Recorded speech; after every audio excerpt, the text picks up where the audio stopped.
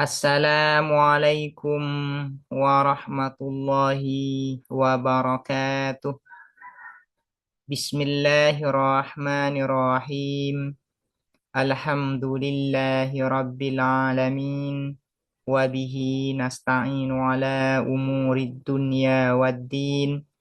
Wassalatu wassalamu ala ashrafil anbiya'i wal mursalin. Sayyidina Muhammadin wa ala alihi wa sahbihi ajma'in.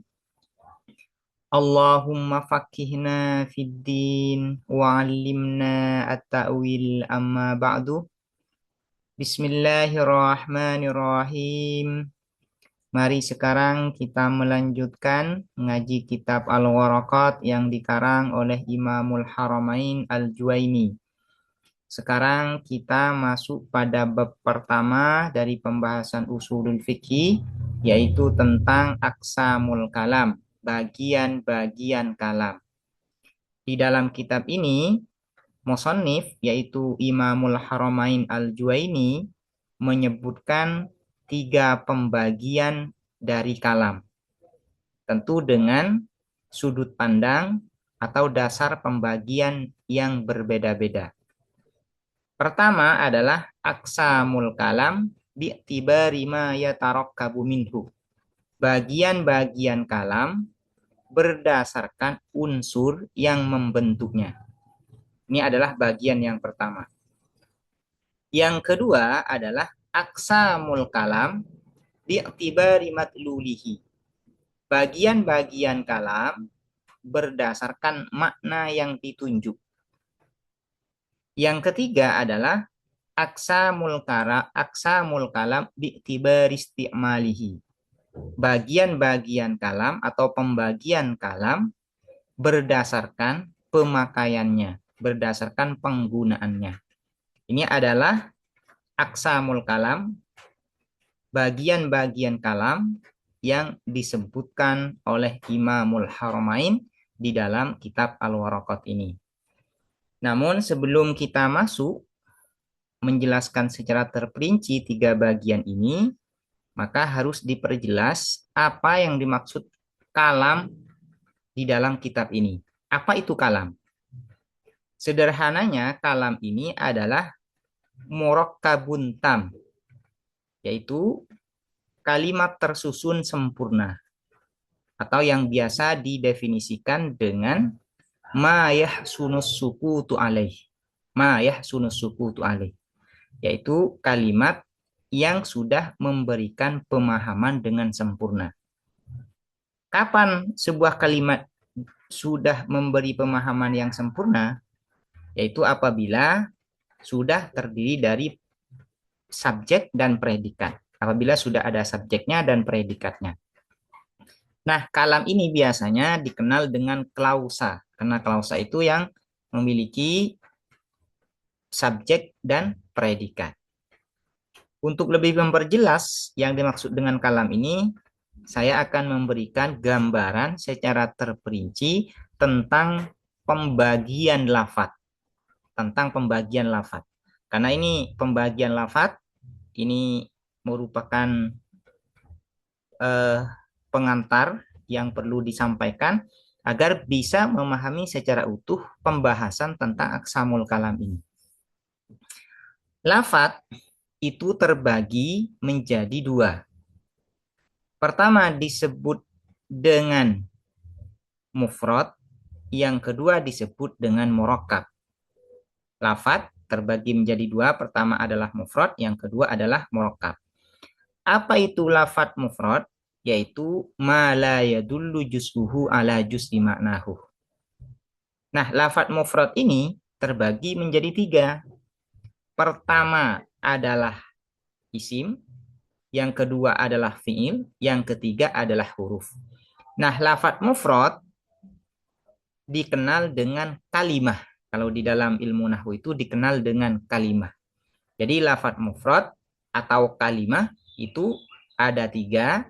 Yang pertama adalah isim, yang kedua adalah fi'il, yang ketiga adalah huruf. Kemudian, yang kedua adalah lafaz murakkab. Apa itu lafaz murakkab? yaitu ma yadullu juz'uhu ala juz'i ma'nahu.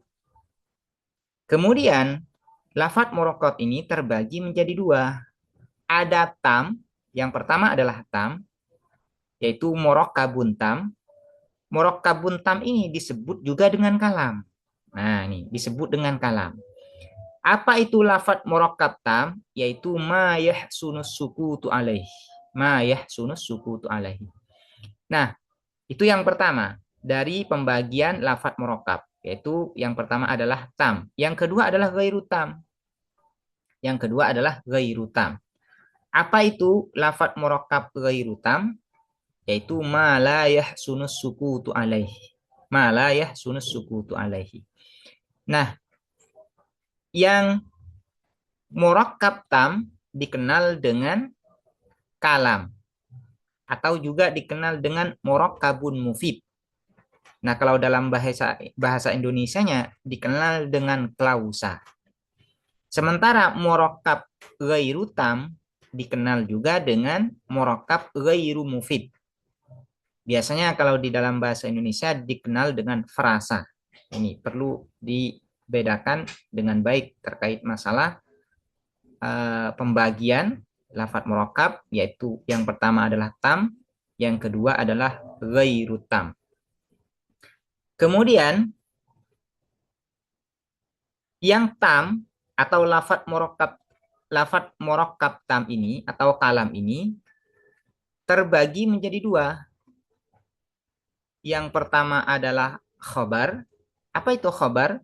Yaitu mahtamala sidqa wal kadhiba lidatihi. Pernyataan atau kalimat atau kalam yang memiliki nilai benar dan salah.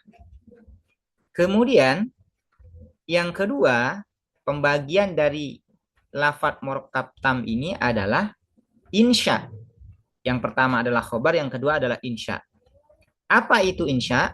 Yaitu mala yahtamilu sidqa, mala yahtamilu sidqa wal kadhiba lidatihi. Yaitu kalimat atau pernyataan yang tidak memiliki nilai benar dan salah. Kemudian insya ini terbagi menjadi dua. Insya terbagi menjadi dua. Pertama adalah insya tolabi. Apa itu insya tolabi? Yaitu ma yadullu ala tolabi syai'in.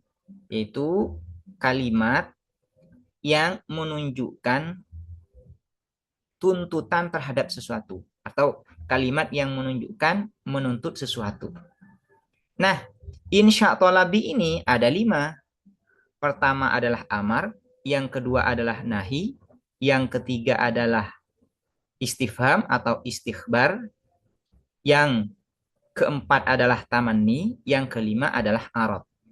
Amar itu tolabul fi'li, nahi itu tolabut tarki, istikhbar atau istifham itu tolabul fahmi, tamanni, nah ini ya, yaitu tolabu syai'in tatamannahu nafsul mar'i.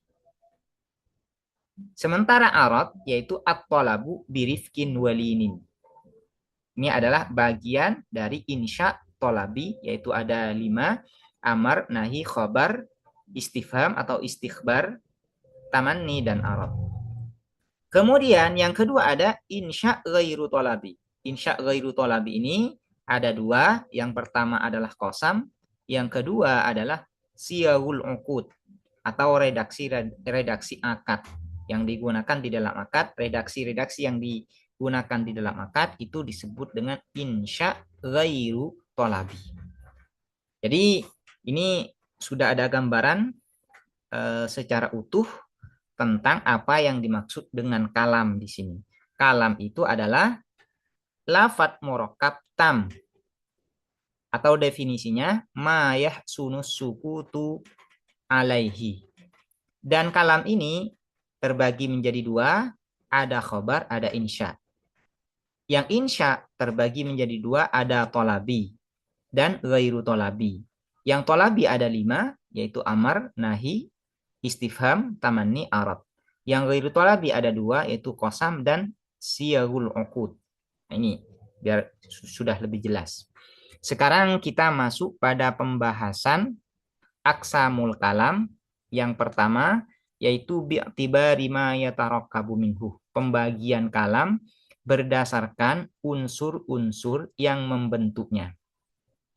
Kalam berdasarkan unsur yang membentuknya itu terbagi menjadi 4 di sini di dalam kitab Al-Waraqat ini. Pertama adalah kalam yang terbentuk dari isim dan isim, kalam yang terbentuk dari isim dan fiil atau fiil dan isim, kalam yang terbentuk dari fiil dan huruf atau huruf dan fiil. Yang keempat adalah kalam yang terbentuk dari isim dan huruf atau huruf dengan isim. Ini adalah aqsamul kalam bi'tibari ma yatarakkabu minhu, berdasarkan unsur yang membentuknya. Fa'aqalluma, maka adapun paling sedikitnya sesuatu yatarakkabu yang tersusun minhu dari ma, al kalamu apa kalam, kalam atau klausa langsung ya. Al kalamu apa kalam atau klausa, ismani ialah 2 isim. Artinya kalam itu ada kalanya terbentuk dari 2 isim. Contohnya seperti apa? Yaitu Zaidun qaimun. Zaidun itu isim, qaimun itu isim. Nah, susunan dari Zaidun qaimun ini disebut dengan kalam. Nah, kalam ini terbentuk dari isim dan isim. Zaidun isim, qaimun isim. Awismun wa fi'lun, atau isim dan fi'il. Kalam yang terbentuk dari isim dan fi'il. Contohnya qama Zaidun. Qama Zaidun itu disebut dengan kalam. Terbentuk dari qamah dan zaid. Qama itu fi'il, Zaidun itu isim. Au fi'lun wa harfun, atau fi'il dan huruf. Contohnya maqamah. Maqamah adalah kalam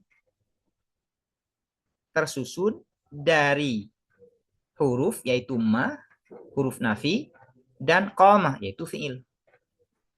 Kemudian ada kalam yang tersusun dari ismun wa harfun atau ismun wa harfun atau isim dan huruf.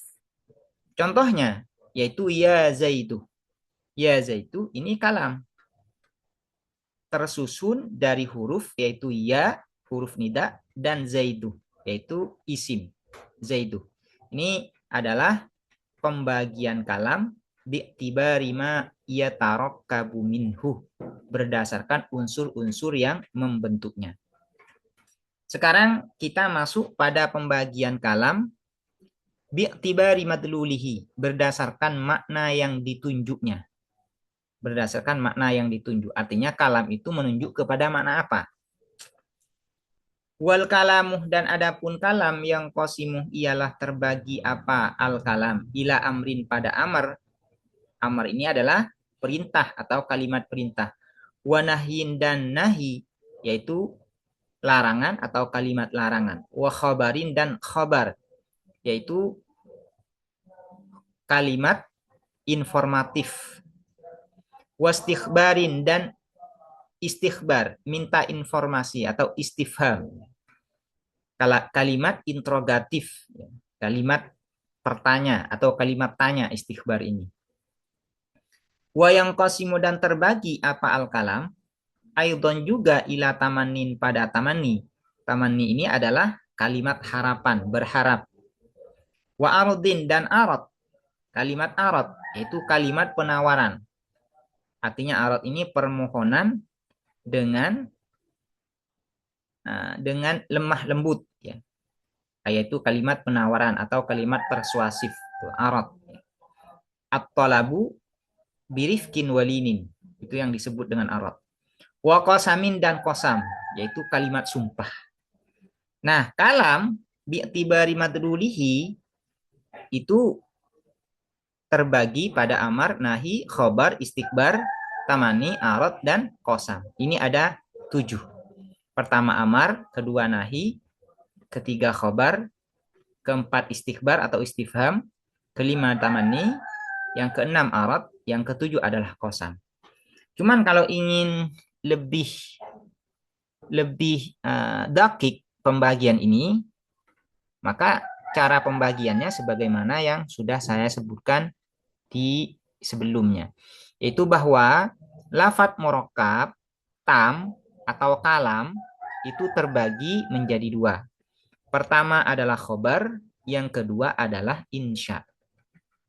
Kemudian insya ini terbagi menjadi dua. Ada tolabi, ada ghairu tolabi.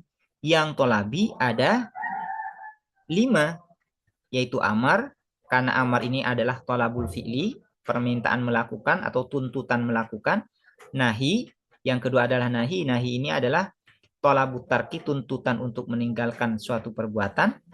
Yang ketiga adalah istighbar atau istifham, yaitu tolabul fahmi. Yang keempat adalah tamanni, yaitu tolabu syai'in tatamannahu nafsul mar'i. Yang kelima adalah arad, yaitu at-tolabu birifkin walinin. Nah, yang kedua adalah insya ghairu tolabi. Insya ghairu tolabi ini ada qasam dan ada siyagul uqud. Cuman di sini musannif, yaitu Imamul Haramain Al-Juwaini, hanya menyebutkan qasam.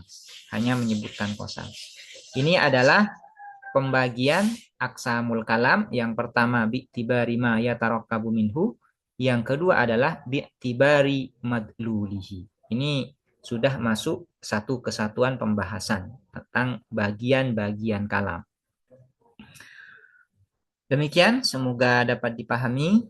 Insya Allah pembagian kalam yang terakhir akan dijelaskan di pertemuan berikutnya.